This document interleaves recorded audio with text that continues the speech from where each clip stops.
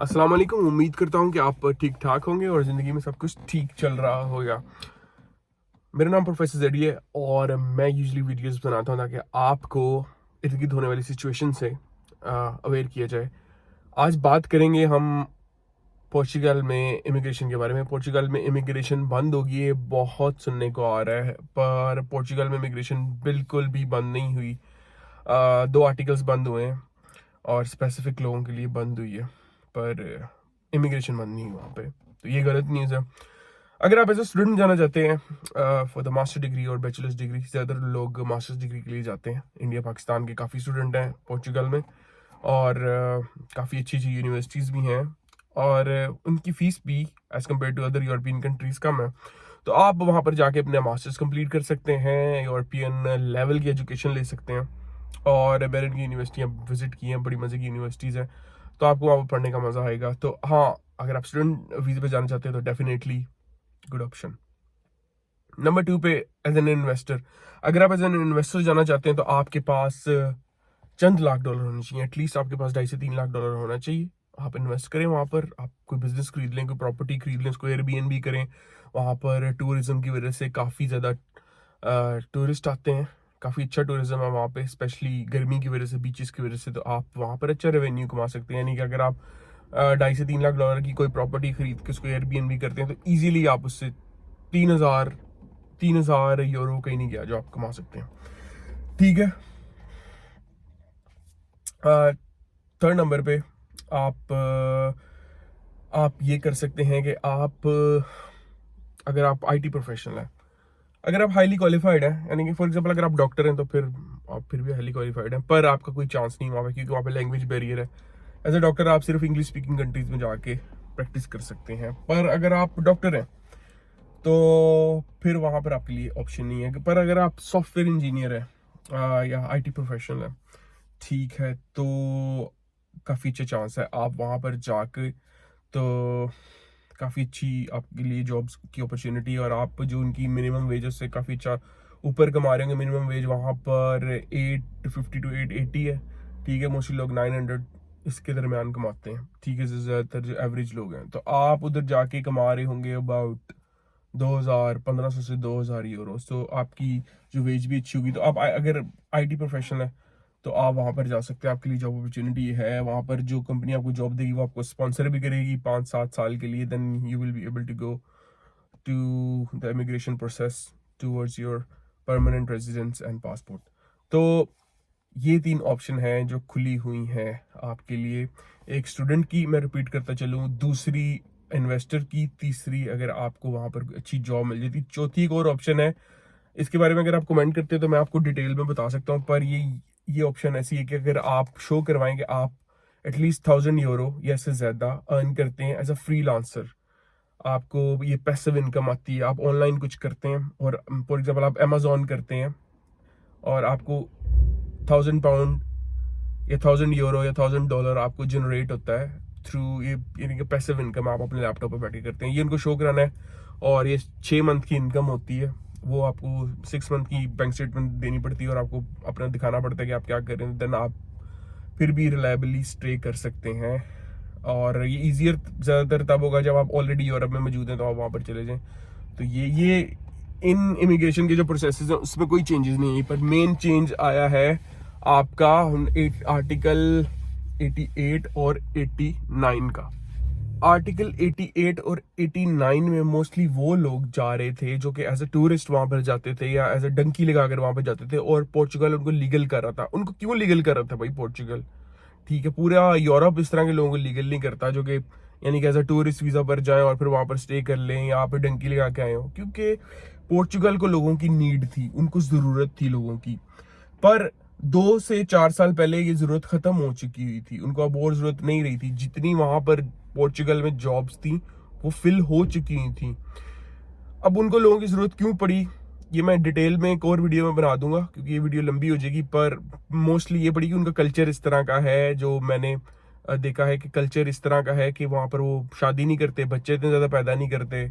एक एक दो दो बच्चे होते हैं, या तो बिल्कुल शादी नहीं होती, या तो उनका दूसरा ये भी है कि आप ऑस्ट्रेलिया में, इवन कि इंग्लैंड में, अमेरिका में बहुत ज़्यादा पोर्चुगीज़ आपको मिलेंगे, पोर्चुगीज़ कम्युनिटी मिलेगी, क्योंकि वहाँ पर आप पोर्चुगल में इतने पैसे नहीं कमा सकते जितने आप दूसरी कंट्रीज में कमा सकते हो। तो पोर्चुगीज़ को खुद ये बात पता है और वो चले जाते हैं इधर उधर। उनकी इंग्लिश भी अच्छी होती है, इंग्लिश सीख लेते हैं।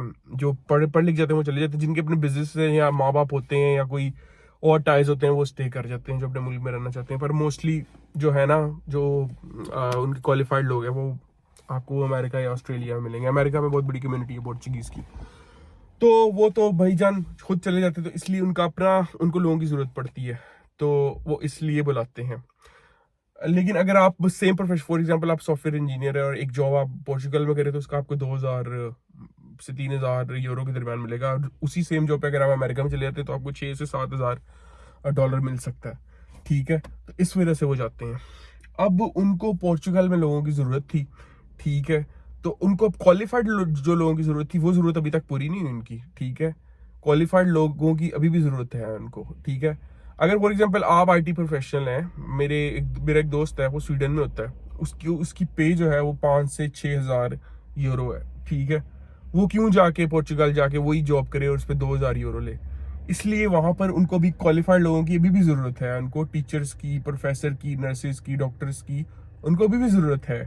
ठीक है, पर मसला ये है कि हम लोग उस तरह क्वालिफाइड नहीं है, हम लोग को पोर्चुगीज़ ही नहीं आती। तो हम लोग ज़्यादा उधर जाके, जो पाकिस्तानी हमारे देसी 89 आर्टिकल पर जाके लेबर जॉब कर रहे हैं, बर्तन धो रहे हैं, वो जॉब्स कर रहे हैं जो कि वहाँ पर यूरोपियंस करना पसंद ही नहीं करते। तो उन्होंने आर्टिकल 88 89 इसलिए बंद कर दिया क्योंकि वो जॉब्स पर और जॉब्स की जो वैकेंसीज हैं वो पूरी हो चुकी हुई हैं। ठीक है, और अब उनको इस तरह के लोगों की जरूरत नहीं है जो जा कहते हैं जो भी कर लांगे बस वीजा लगा दो। वो उस तरह के लोगों की उनको अब जरूरत नहीं रही।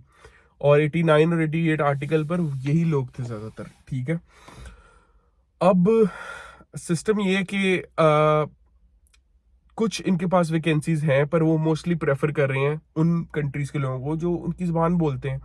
जाहिर बात है यार, अगर आप अपना कोई कमरा या रूम रेंट पर देते हो तो आप किस तरह के बंदे को दोगे? कि हाईली क्वालिफाइड प्रोफेशनल है, आपको टाइम पर रेंट देता है, पढ़ा लिखा आदमी है, 9 से 5 जॉब करने जाता है, फिर आप शाम को आके सो जाता है, उसको दोगे? कि ऐसे बंदे को दोगे जो आगे से अपने 10 बंदे और आगे से रख ले और फिर वो आपको भी डिस्टर्ब करे, आपके कमरा भी आपका जो है वो खराब कर दे, और आपके घर वाले आ जा रहे हैं उनको भी ताड़े, उन पे भी नजर रखे, आपके काम पे भी नजर रखे, और कुछ करता भी ना हो, फ्री हो, रेंट भी आपको टाइम पे ना दे, तो आप उस तरह के बंदे को रखेंगे कि हाईली क्वालिफाइड प्रोफेशनल को लिखेंगे? आप खुद सोचें।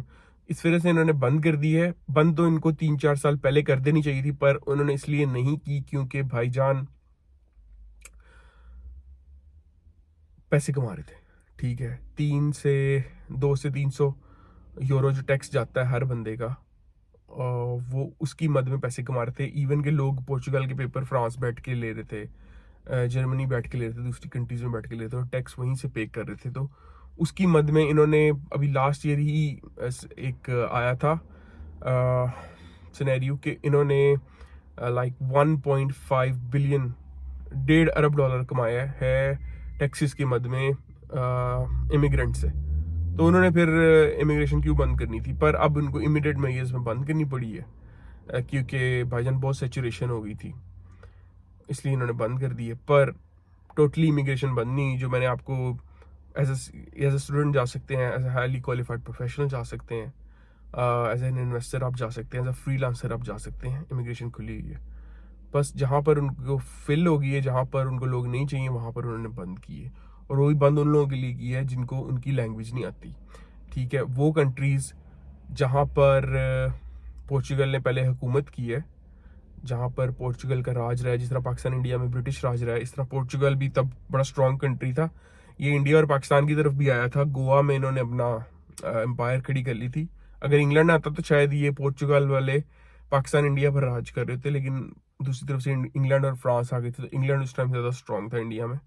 पर पोर्चुगल, फिर अंगोला, ब्राज़ील, इधर इन्होंने राज किया, तो इधर इन्हीं की ज़ुबान बोली जाती है, पोर्चुगीज़ बोली जाती है। तो ये पोर्चुगीज़ स्पीकिंग कंट्रीज़ के लोगों को बुला रहे हैं और उनको प्रेफर कर रहे हैं एज़ कम्पेयर टू के ज़ुबान ही नहीं आ रही किसी को। हम जैसे देसियों को उधर उनकी जुबान ही नहीं आती तो हमें जॉब नहीं देते, वो उस बंदे को प्रेफर करते हैं इसको जुबान आती है। डेफिनेटली आपका भी कोई रेस्टोरेंट हो, आपने 4 वेटर्स हायर करने हैं, आप किसको हायर करेंगे? अगर आप फॉर एग्जांपल पाकिस्तान में रेस्टोरेंट खोलते हैं तो आप ऐसे बंदे को हायर करेंगे जिसको उर्दू आती हो, अपने बंदों को हायर करेंगे। आप उनको थोड़ी ना हायर करेंगे कि ऐसे लोगों को हायर करेंगे जिनको आपकी जुबान ही ना आती हो। वो कैसे कस्टमर से पूछेंगे, कैसे कस्टमर से ऑर्डर लेंगे? तो आपके लिए तो इजी वही होगा ना जिसकी जो आपकी जुबान जानता है, और आप भी उसके साथ अच्छी तरह डील कर पाएंगे, कस्टमर को भी समझ आएगी, तो आपके लिए रेस्टोरेंट चलाना ईजी होगा बनिस्बत कि आप 4 ऐसे बंदे रख लें ना आपको उनकी समझ आ रही है ना उनको कस्टमर की समझ आ रही है। और स्पेशली हमारे लोग जाके वहाँ पे पोर्चुगीज सीखते भी नहीं है, कहते हैं जी हमारा इंटरेस्ट ही नहीं है। और भाई तुम किसी के मुल्क में आए हो, उधर की जुबान तो एटलीस्ट सीखो। पहली चीज तो यही होती है, आपको तो जाने से पहले सीख लेनी चाहिए। पर दिमाग नहीं लड़ाते, इनका दिमाग इस चीजों में चलता है कि उन्हें है किता तो उसने ये किया, उसने मेरे साथ 10 साल पहले इंज कीता सी। भाई क्यों इन बातों में लगे हुए, इन बातों का कोई फायदा नहीं है, नॉनसेंस है। तो उम्मीद है कि यार आपको वीडियो पसंद आई होगी। लाइक करें, सब्सक्राइब करें, और अगर कोई क्वेश्चन है जरूर नीचे कमेंट में पूछें, मैं जवाब दूंगा, और इसी हवाले से मैं एक और वीडियो भी बनाऊंगा। Bye bye.